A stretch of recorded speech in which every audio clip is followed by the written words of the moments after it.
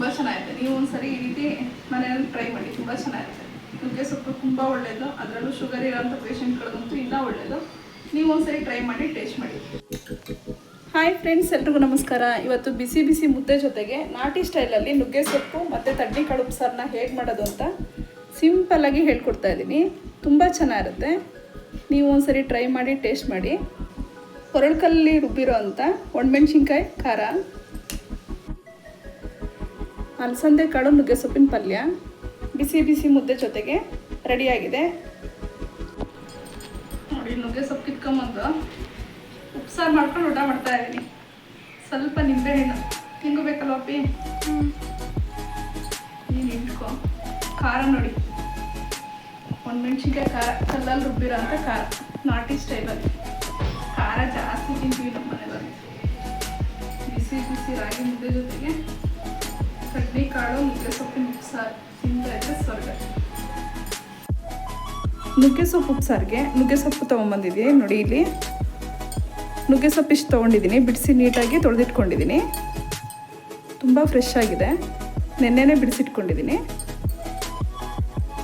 ಹಾಗೆ ನಾನಿಲ್ಲಿ ಹಸಿ ತಡ್ನಿಕಾಳು ತೊಗೊಂಡಿದ್ದೀನಿ ನೋಡಿ. ಹಸಿ ತಡ್ನಿಕಾಳು ಒಂದು 3/4 kg ಹಸಿ ತಡ್ನಿಕಾಳನ್ನ ತೊಗೊಂಡು ಬಿಡಿಸಿ ಸೋಸಿ ತೊಳೆದಿಟ್ಕೊತಾ ಇದ್ದೀನಿ.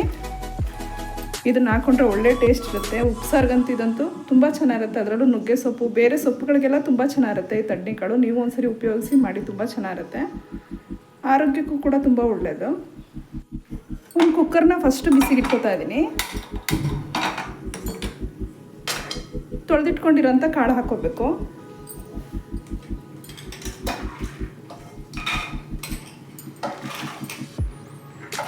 ಒಂದೆರಡು ವಿಜಲ್ ಕೂಗಿಸ್ಕೋಬೇಕು. ಹಸಿ ತಡ್ನಿಕಾಳಲ್ವ, ಬೇಗ ಬೆಂದೋಗ್ಬಿಡುತ್ತೆ. ಒಣಕಾಳು ಆದರೆ ಸ್ವಲ್ಪ ಲೇಟ್ ಆಗುತ್ತೆ. ಹಸಿ ತಡ್ನಿಕಾಳು ಬೇಗ ಬೆಂದೋಗ್ಬಿಡುತ್ತೆ. ಒಂದೆರಡು ವಿಜಲ್ ಹಾಕಿಸ್ಕೊಂಡ್ರೆ ಸಾಕು. ಹಸಿ ಕಾಳುಗಳ ಸೀಸನ್ ಬಂದಾಗ ಈ ರೀತಿ ಮಾಡ್ಕೋಬೇಕು, ತುಂಬ ಚೆನ್ನಾಗಿರುತ್ತೆ. ಆರೋಗ್ಯಕ್ಕೂ ಕೂಡ ತುಂಬ ಒಳ್ಳೆಯದು. ಒಂದು ಅರ್ಧ ಲೀಟ್ರಷ್ಟು ನೀರು ಹಾಕೋತಾ ಇದ್ದೀನಿ. ಇದ್ರ ಜೊತೆಗೆ ಸ್ವಲ್ಪ ಉಪ್ಪು ಸೇರಿಸ್ಕೋಬೇಕು. ಹಾಗೆ ರುಚಿಗೆ ತಕ್ಕಷ್ಟು ಉಪ್ಪು ಹಾಕೋತಾ ಇದ್ದೀನಿ. ಕಾಳಿಗೆ ಎಷ್ಟು ಬೇಕೋ ಅಷ್ಟು ನೋಡಿ ಉಪ್ಪು ಹಾಕೋಬೇಕು ಬೇಯೋದಕ್ಕೆ. ತೀರಾ ಜಾಸ್ತಿನೂ ಉಪ್ಪು ಹೋಗಬಾರ್ದು. ಸಾಂಬಾರ್ಗೂ ಕೂಡ ಉಪ್ಪು ಹಾಕೋಬೇಕು. ಹಾಗಾಗಿ ಕಾಳಿಗೆ ಮಾತ್ರ ಎಷ್ಟು ಬೇಕೋ ಅಷ್ಟು ಉಪ್ಪು ಹಾಕ್ಕೊಂಡ್ರೆ ಸಾಕು. ಜೊತೆಗೆ ಟೊಮೊಟೊ ಹಾಕೋತಾ ಇದ್ದೀನಿ. ನಾನಿಲ್ಲಿ 3 ಟೊಮೊಟೊ ತೊಗೊಂಡಿದ್ದೀನಿ. ಮೀಡಿಯಮ್ ಸೈಜಲ್ಲಿ 3 ಟೊಮೊಟೊ ಹಾಕೋತಾ ಇದ್ದೀನಿ. ಇವಾಗ ಕುಕ್ಕರ್ ಲಿಡ್ನ ಮುಚ್ಚಿ 3 ವಿಷಲ್ ಬರೋ ತನಕ ಕೂಗಿಸ್ಕೋಬೇಕು. 2 ಅಥವಾ 3 ವಿಷಲ್ ಕೂಗಿಸ್ಕೊಂಡ್ರೆ ಸಾಕು, ಬೇಗ ಬೆಂದೋಗ್ಬಿಡುತ್ತೆ. ಕುಕ್ಕರ್ ಲಿಡ್ನ ಕ್ಲೋಸ್ ಮಾಡ್ತಾ ಇದ್ದೀನಿ.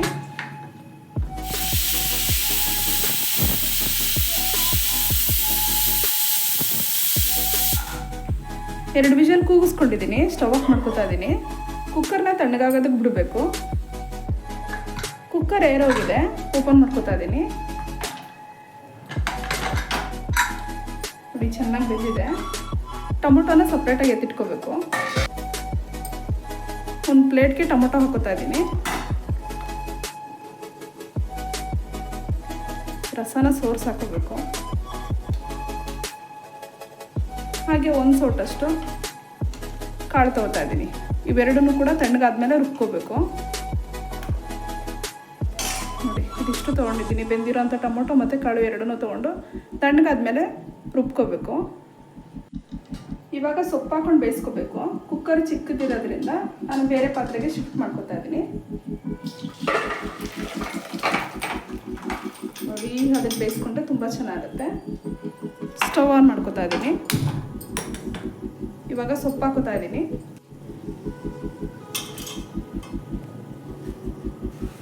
ನೀರು ಕಮ್ಮಿ ಅನಿಸಿದ್ರೆ ಸ್ವಲ್ಪ ಸೇರಿಸ್ಕೋಬೋದು.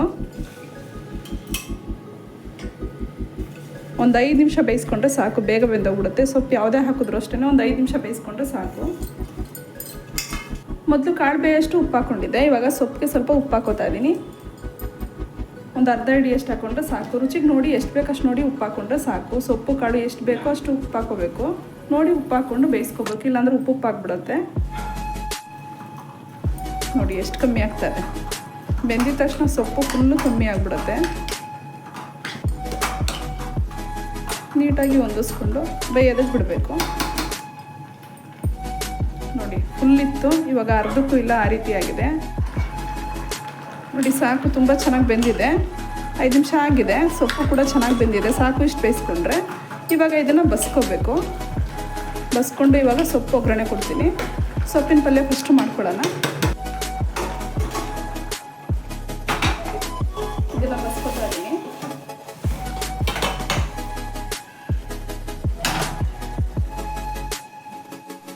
ಸೋರೋ ತನಕ ಪಲ್ಯ ಮಾಡ್ಕೊತೀನಿ. ಬಾಣಲಿ ಬಿಸಿ ಆಗಿದೆ, 1 ಸೌಟಷ್ಟು ಎಣ್ಣೆ ಹಾಕೋತಾ ಇದ್ದೀನಿ. ಎಣ್ಣೆ ಬಿಸಿ ಆಗಬೇಕು. ಎಣ್ಣೆ ಕಾದಿದೆ, ಸಾಸಿವೆ ಹಾಕೋತಾ ಇದ್ದೀನಿ 1 ಸ್ಪೂನಷ್ಟು. ಸಾಸಿವೆ ಚೆನ್ನಾಗಿ ಚಟಪಟ ಅಂತ ಸಿಡಿಬೇಕು. ನೋಡಿ ಚಟಪಟ ಅಂತ ಸಿಡಿತಾ ಇದೆ. ಇವಾಗ ಬೆಳ್ಳುಳ್ಳಿ ಹಾಕೋತಾ ಇದ್ದೀನಿ. ನಾನಿಲ್ಲಿ 1-2 ಗಂಟೆಯಷ್ಟು ಬೆಳ್ಳುಳ್ಳಿ ತೊಗೊಂಡು ಚೆನ್ನಾಗಿ ಜಜ್ಜಿಟ್ಕೊಂಡಿದ್ದೀನಿ. ಫಸ್ಟ್ ಬೆಳ್ಳುಳ್ಳಿ ಹಾಕೋಬೇಕು.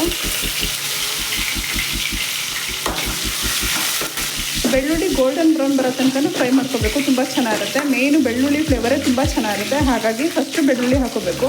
ಈ ಸೊಪ್ಪಿನ ಪಲ್ಯಗಳಿಗೆಲ್ಲ ಬೆಳ್ಳುಳ್ಳಿ ಹಾಕೊಂಡ್ರೆ ಒಳ್ಳೆ ಟೇಸ್ಟ್ ಇರುತ್ತೆ. ನೀವು ಒಂದ್ಸರಿ ಟ್ರೈ ಮಾಡಿ. ಬರೀ ಈರುಳ್ಳಿನೇ ಹಾಕೋಬಾರ್ದು, ಬೆಳ್ಳುಳ್ಳಿ ಹಾಕೊಂಡ್ರಂತೂ ತುಂಬ ಚೆನ್ನಾಗಿರುತ್ತೆ. ನೋಡಿ ಸಾಕು, ಇವಾಗ ಗೋಲ್ಡನ್ ಬ್ರೌನ್ ಆಗಿದೆ. ಇಷ್ಟು ಫ್ರೈ ಮಾಡಿಕೊಂಡ್ರೆ ಸಾಕು. ಇವಾಗ ಹಸಿಮೆಣ್ಸಿನ್ಕಾಯಿ ಹಾಕೋತಾ ಇದ್ದೀನಿ.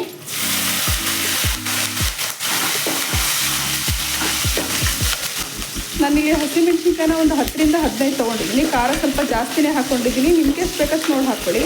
ನಮ್ಮ ಮನೇಲಿ ಖಾರನ ತುಂಬ ಜಾಸ್ತಿನೇ ಉಪಯೋಗಿಸ್ತೀವಿ, ಹಾಗಾಗಿ ಖಾರ ಜಾಸ್ತಿ ಹಾಕ್ಕೊಂಡಿದ್ದೀನಿ.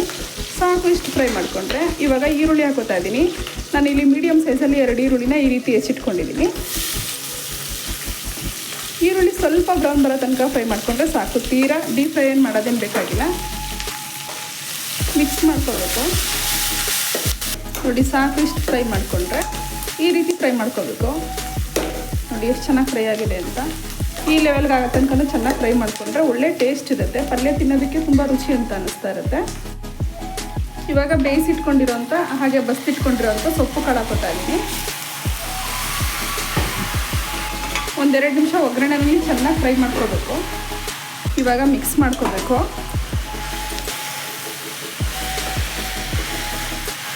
ಕಾಳನ್ನ ಸ್ವಲ್ಪ ಜಾಸ್ತಿ ಹಾಕೊಂಡಷ್ಟು ಒಳ್ಳೆ ಟೇಸ್ಟ್ ಇರುತ್ತೆ.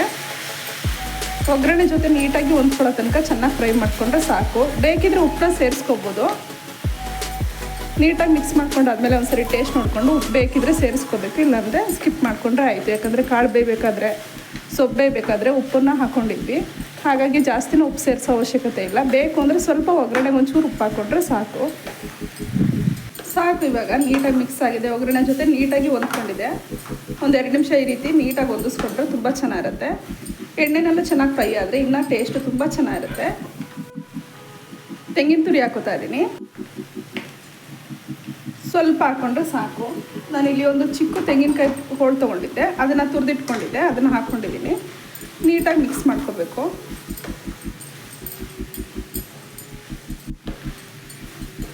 ಇವಾಗ ಬಿಸಿ ಬಿಸಿ ನುಗ್ಗೆ ಸೊಪ್ಪಿನ ಕಾಳಿನ ಪಲ್ಯ ರೆಡಿಯಾಗಿದೆ. ಇವಾಗ ಉಪ್ಸಾರು ರೆಡಿ ಮಾಡ್ಕೋಬೇಕು. ನೋಡಿ ಪಲ್ಯ ರೆಡಿಯಾಗಿದೆ. ಈ ರೀತಿ ಪಲ್ಯ ಮಾಡಿಕೊಡಿ, ತುಂಬ ಇಷ್ಟಪಡ್ತಾರೆ. ಅದರಲ್ಲೂ ಶುಗರ್ ಇರೋರಿಗಂತೂ ತುಂಬ ಮಾಡಿಸಿದ್ದಂತೂ ಫುಡ್ ಇದು. ತುಂಬ ಆರೋಗ್ಯಕ್ಕೆ ಒಳ್ಳೆಯದು. ಶುಗರ್ ಇರೋರಿಗೆ ನುಗ್ಗೆ ಸೊಪ್ಪಾಗಲಿ ನುಗ್ಗೆಕಾಯಿ ಆಗಲಿ ತುಂಬ ಒಳ್ಳೆಯದು. ಹಾಗಾಗಿ ನೀವು ಮಾಡ್ಕೊಳ್ಳಿ, ತುಂಬ ಚೆನ್ನಾಗಿರುತ್ತೆ. ಪಲ್ಯ ರೆಡಿಯಾಗಿದೆ. ಇವಾಗ ಒಣಮೆಣ್ಸಿನ್ಕಾಯಿನ ಸುಟ್ಕೋಬೇಕು. ಸುಟ್ಕೊಂಡು ಮಾಡಿಕೊಂಡ್ರೆ ತುಂಬ ಚೆನ್ನಾಗಿರುತ್ತೆ. ಅದರಲ್ಲೂ ಕೆಂಡದಲ್ಲಿ ಸುಟ್ಕೋಬೇಕು, ತುಂಬ ಚೆನ್ನಾಗಿರುತ್ತೆ. ಈಗ ಕೆಂಡ ಯಾರು ಉಪಯೋಗಿಸ್ತಾ ಇಲ್ಲ. ಸೌದೆ ಒಲೆಗಳಾದರೆ ಕೆಂಡಗಳು ಸಿಗುತ್ತೆ. ಈ ರೀತಿ ಗ್ಯಾಸ್ ಸ್ಟವ್ ಮೇಲೆ ಹಿಂಗೆ ಇಟ್ಕೋಬೇಕು. ಬ್ಯಾಡಗಿ ಮೆಣಸಿನ್ಕಾಯಿ ಹಾಕೋತಾ ಇದ್ದೀನಿ. ಈ ರೀತಿ ಸುಟ್ಕೋಬೇಕು. ಒಂದೊಂದು 4 ಹಾಕ್ಕೊಂಡು ಸುಟ್ಕೊಂಡ್ರೆ ಸಾಕು. ನೋಡಿ ಈ ರೀತಿ ಇದು ಮಾಡ್ಕೋಬೇಕು. ಒಟ್ಟಿಗೆ ಹಾಕ್ಕೊಳಕ್ಕಾಗಲ್ಲ. ಈ ರೀತಿ ಸುಟ್ಕೊಂಡು ಮಾಡಿಕೊಂಡ್ರೆ ತುಂಬ ಚೆನ್ನಾಗಿರುತ್ತೆ, ಒಳ್ಳೆ ಟೇಸ್ಟ್ ಇರುತ್ತೆ. ನೋಡಿ ಸಾಕು. ಇಷ್ಟ ಆದರೆ ಇದನ್ನು ತೆಗೆದುಕೋತಾ ಇದ್ದೀನಿ. ಬ್ಯಾಡಗಿ ಮೆಣಸಿನ್ಕಾಯಿ ಹಾಕೊಂಡ್ರೆ ಒಳ್ಳೆ ಟೇಸ್ಟ್ ಆಗಲಿ, ಫ್ಲೇವರ್ ಆಗಲಿ ತುಂಬ ಚೆನ್ನಾಗಿರುತ್ತೆ. ಕಲರು ಕೂಡ ತುಂಬ ಚೆನ್ನಾಗಿ ಬರುತ್ತೆ. ಹಾಗಾಗಿ ಬ್ಯಾಡಗಿ ಮೆಣಸಿನ್ಕಾಯಿ, ಗುಂಟೂರು ಮೆಣಸಿನ್ಕಾಯಿನ ಈಕ್ವಲಾಗಿ ಹಾಕ್ಕೊಂಡಿದ್ದೀನಿ. ಒಂದು 12 ಬ್ಯಾಡಗಿ ಮೆಣಸಿನ್ಕಾಯಿ ತೊಗೊಂಡಿದ್ದೀನಿ, ಒಂದು 15 ಗುಂಟೂರು ಮೆಣಸಿನ್ಕಾಯಿ ತೊಗೊಂಡಿದ್ದೀನಿ. ಸಾಕು, ಅಷ್ಟೇ ಫ್ರೈ ಮಾಡ್ಕೋಬೇಕು. ಹಾಗೆ ಸಾಕು. ಇಷ್ಟ ಆದರೆ ನೋಡಿ ಈ ರೀತಿ ಫ್ರೈ ಮಾಡ್ಕೋಬೇಕು, ಸುಟ್ಕೋಬೇಕು. ನೋಡಿ ಈ ರೀತಿ ಸುಟ್ಕೋಬೇಕು.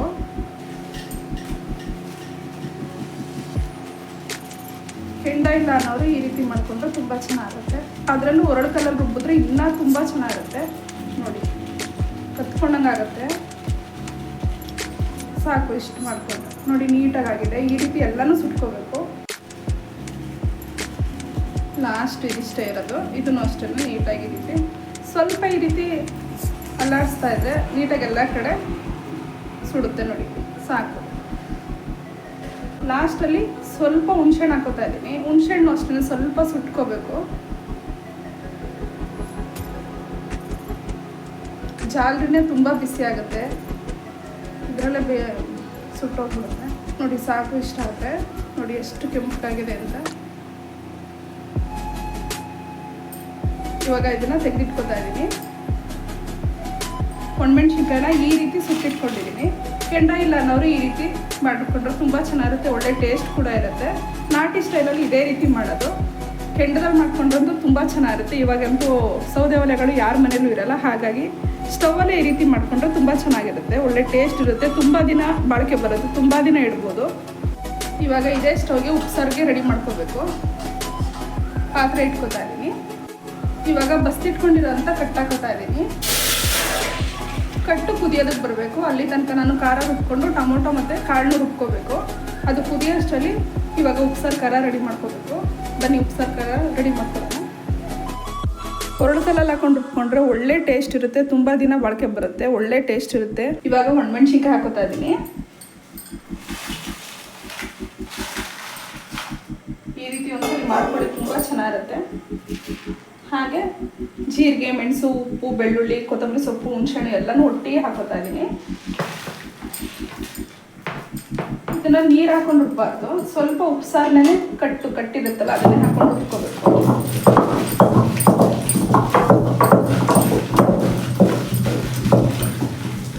ಇವಾಗ ಎಲ್ಲ ಕಡೆ ಹೊರಡ್ಕಲ್ ಸಿಗುತ್ತೆ. ನಾವು ಇದನ್ನು ತೊಗೊಂಡಾಗ 1200 ರೂಪಾಯಿ ಆಗಿತ್ತು.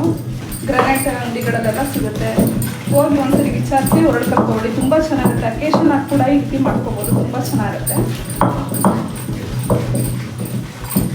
ನೀರು ಬೇಕು ಅಂದರೆ ಹಾಕೋಬೇಕು, ತೀರಾ ಗಟ್ಟಿ ಆದರೆ ಜಾಸ್ತಿ ನೀರು ಹಾಕೊಂಡು ರುಬ್ಕೊಳಕ್ಕೆ ಹೋಗ್ಬಾರ್ದು, ನೀರೇ ಹಾಕ್ಕೊಳಕ್ಕೆ ಹೋಗ್ಬಾರ್ದು. ಸ್ವಲ್ಪ ಉಪ್ಸಾರು ಕಟ್ಟು ಹಾಕೊಂಡ್ರೆ ತುಂಬ ಚೆನ್ನಾಗಿರುತ್ತೆ. ಒಣಮೆಣ್ಸಿನ್ಕಾಯಿ ಹಾಕೊಂಡಿರೋದ್ರಿಂದ ಸ್ವಲ್ಪ ಡ್ರೈ ಥರ ಆಗುತ್ತೆ. ಅವಾಗ ಒಂದು ಸ್ವಲ್ಪ ಕಟ್ಟು ಹಾಕೊಂಡ್ರೆ ಸಾಕು, ಒಳ್ಳೆ ಘಮ ಬರುತ್ತೆ. ನೋಡಿ ತುಂಬ ಚೆನ್ನಾಗಿ ಘಮ ಬರ್ತಾ ಇದೆ. ಹೊರಡ್ಕಲ್ಲಲ್ಲಿ ರುಬ್ಬ ಮಾಡಿದ್ರೆ ತುಂಬ ಚೆನ್ನಾಗಿರುತ್ತೆ. ಮಿಕ್ಸಿ ಅದು ಕಟ್ ಮಾಡೋದಷ್ಟೇ ಮಸಾಲೆಗಳನ್ನ, ಹೊರಡ್ಕಲ್ಲ ಹಾಕಲ್ಲ. ಮಸಾಲೆನ ಚೆನ್ನಾಗಿ ಗಂಧದಂಗೆ ತೆಗೆಯುತ್ತೆ, ರಸನ ಹಿಂಡಿ ತೆಗಿಯೋದ್ರಿಂದ ಒಳ್ಳೆ ಟೇಸ್ಟ್ ಇರುತ್ತೆ. ಅದಕ್ಕೆ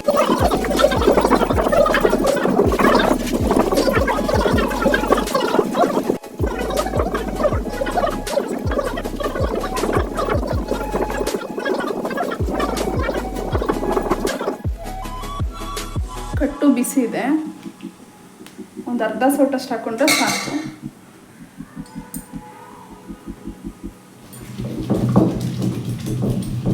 ತೀರಾ ನೀರು ಕಮ್ಮಿ ಆದರೂ ರುಬ್ಬಕ್ಕಾಗಲ್ಲ, ಸ್ವಲ್ಪ ಕಷ್ಟ ಆಗುತ್ತೆ. ನೋಡಿ ಎಷ್ಟು ಚೆನ್ನಾಗಿ ಸಂದಿದೆ ಅಂತ. ಈ ರೀತಿ ಮಾಡ್ಕೊಂಡಿದ್ದೀನಿ, ಸಾಕು. ಇಷ್ಟ ಆದರೆ ಇವಾಗ ಒಂದು ಬಟ್ಲಿಗೆ ಎತ್ಕೋಬೇಕು. ಒಣಮೆಣ್ಸಿನ್ಕಾಯಿ ಭಾಳ ಫಾಸ್ಟಾಗಿ ಸಮಯಲ್ಲ, ಎಷ್ಟು ದಿನ ಇಟ್ಟು ಕೆಡಲ್ಲ, ಅಷ್ಟು ಚೆನ್ನಾಗಿದೆ. ಒಳ್ಳೆ ಫ್ಲೇವರ್ ಬರ್ತದೆ, ಟೇಸ್ಟ್ ಕೂಡ ತುಂಬ ಚೆನ್ನಾಗಿರುತ್ತೆ. ನೀಟಾಗಿ ತಗೋಬೇಕು.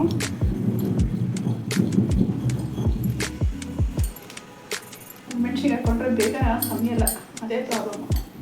ಸ್ವಲ್ಪ ಟೈಮ್ ಹಿಡಿಯುತ್ತೆ, ಬಟ್ ಅದು ಒಳ್ಳೆ ರುಚಿ ಇರುತ್ತೆ ಅಷ್ಟೇ. ನೋಡಿ ಇಷ್ಟು ಒಣಮೆಣ್ಸಿನ್ಕಾಯಿ ಖಾರ ಮಾಡ್ಕೊಂಡಿದ್ದೀನಿ, ಈ ರೀತಿ ರುಬ್ಬಿಟ್ಕೊಂಡಿದ್ದೀನಿ. ರುಬ್ಬಿಟ್ಕೊಂಡಿರೋಂಥ ಖಾರನ ಒಂದು ಬಟ್ಲಿಗೆ ಹಾಕ್ತಾ ಇದ್ದೀನಿ. ಇದನ್ನು ಒಂದು ಬಾಕ್ಸ್ಗೆ ಹಾಕಿ, ಒಂದು ಪ್ಲಾಸ್ಟಿಕ್ ಬಾಕ್ಸ್ಗೋ ಇಲ್ಲಾಂದ್ರೆ ಸ್ಟೀಲ್ ಬಾಕ್ಸ್ಗೋ ಹಾಕಿಟ್ಕೊಂಡು 1 ತಿಂಗಳು ತನಕ ಇಟ್ಟರೆ ಏನೂ ಆಗಲ್ಲ, ಕೆಡಲ್ಲ, ತುಂಬ ಚೆನ್ನಾಗಿರುತ್ತೆ. ನೋಡಿ ಈ ರೀತಿ ಮಾಡ್ಕೊಳ್ಳಿ, ತುಂಬ ಚೆನ್ನಾಗಿರುತ್ತೆ. ಇವಾಗ ಇದೇ ಕಲ್ಲಿಗೆ, ಕಲ್ಲನ್ನ ತೊಳೆದಿಟ್ಕೊಡಲ್ಲ, ಇದೇ ಕಲ್ಲಿಗೆ ಟೊಮೊಟೊ ಮತ್ತು ಕಾಳನ್ನು ಹಾಕಿ ರುಬ್ಕೋತಾ ಇದ್ದೀನಿ. ಎಂಥ ಟೇಸ್ಟ್ ಇದೆ ಅಂದರೆ ಉಪ್ಸಾರು ಖಾರ ಭಯಂಕರ ಟೇಸ್ಟ್ ಇದೆ. ರೊಟ್ಟಿ ಚಪಾತಿಗೂ ಕೂಡ ತುಂಬ ಚೆನ್ನಾಗಿರುತ್ತೆ, ನಾವು ರೊಟ್ಟಿಗೆಲ್ಲ ಉಪಯೋಗಿಸ್ತೀವಿ. ನಾವು ಒಗ್ಗರಣೆ ಮಾಡಿ ಒಂದು ರೆಸಿಪಿನೂ ಮಾಡಿರ್ತೀವಿ. ಒಣಮೆಣ್ಸಿನ್ಕಾಯಿ ಖಾರದಲ್ಲಿ ಒಂದು ರೆಸಿಪಿನೂ ಕೂಡ ಮಾಡ್ಬೋದು, ತುಂಬ ಚೆನ್ನಾಗಿರುತ್ತೆ. ಅದನ್ನು ಒಗ್ಗರಣೆ ಮಾಡಿ ರೊಟ್ಟಿ ಕೊಟ್ಟರು ಸಖತ್ತಾಗಿರುತ್ತೆ. ಖಾರನ ಒಗ್ಗರಣೆ ಮಾಡಬೇಕು, ಸ್ವಲ್ಪ ಎಣ್ಣೆ, ಸಾಸಿವೆ, ಕರಿಬೇವು, ಈರುಳ್ಳಿ ಹಾಕ್ಬಿಟ್ಟು ಇದನ್ನು ಸಣ್ಣ ರುಬ್ಕೋಬೇಕು.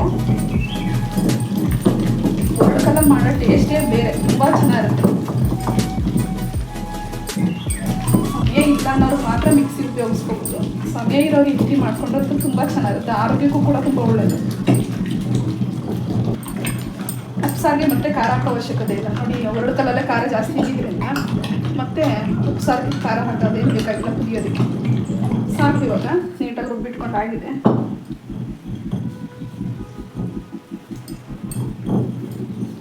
ನೀಟಾಗಿ ಒಂಚೂರು ಮಸಾಲೆ ಬಿಡ್ದಿರಾ ತೊಳ್ಕೊಬೇಕು.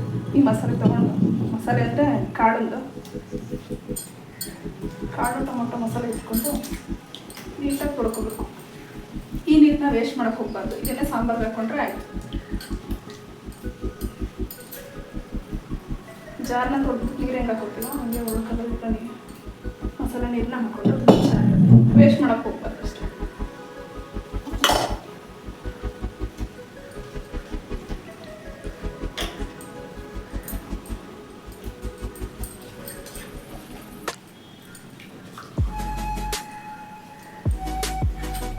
ನೀರು ಹಾಕೊಂಡು ತೊಳೆದಿಟ್ಕೋಬೇಕು. ನೋಡಿ, ಟೊಮೊಟೊ ಮತ್ತು ಕಾಳಿ ಮಸಾಲ ರೆಡಿಯಾಗಿದೆ.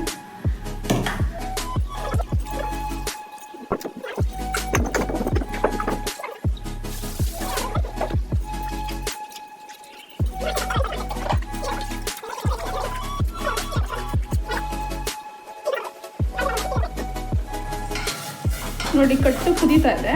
ಇವಾಗ ಕುದೀತಾ ಇರೋದಕ್ಕೆ ಟೊಮೊಟೊ ಮತ್ತು ಕಾಳಿದ್ದು ಮಸಾಲೆ ಹಾಕೋತಾ ಇದ್ದೀನಿ.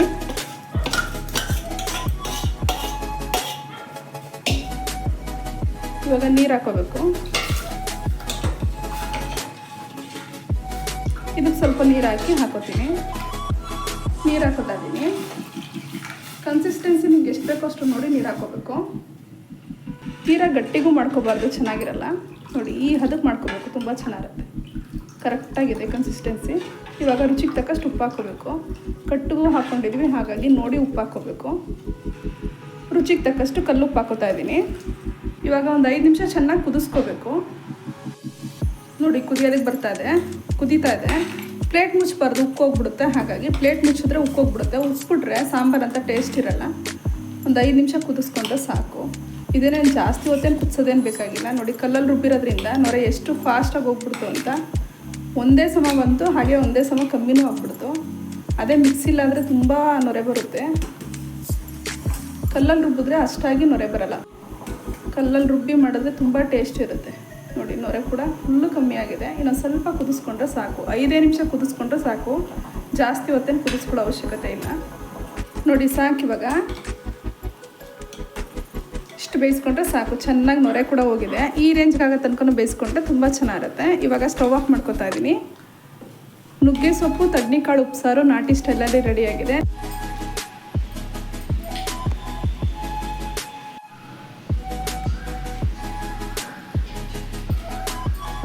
ಸೊಪ್ಪು ಕೂಡ ತುಂಬ ಚೆನ್ನಾಗಿದೆ. ಈ ರೀತಿ ನೀವು ಒಂದ್ಸರಿ ಸಾಂಬಾರು ಮಾಡ್ಕೊಂಡು ಸೊಪ್ಪಿನ ಪಲ್ಯ ಮಾಡ್ಕೊಳ್ಳಿ, ತುಂಬ ಚೆನ್ನಾಗಿರುತ್ತೆ. ಇಷ್ಟ ಆಯಿತು ಅಂತ ಹೇಳಿದ್ರೆ ಲೈಕ್ ಮಾಡಿ, ಶೇರ್ ಮಾಡಿ, ಕಮೆಂಟ್ ಮಾಡಿ, ಹಾಗೆ ನನ್ನ ಚಾನಲ್ಗೆ ಸಬ್ಸ್ಕ್ರೈಬ್ ಆಗಿ. Thank you.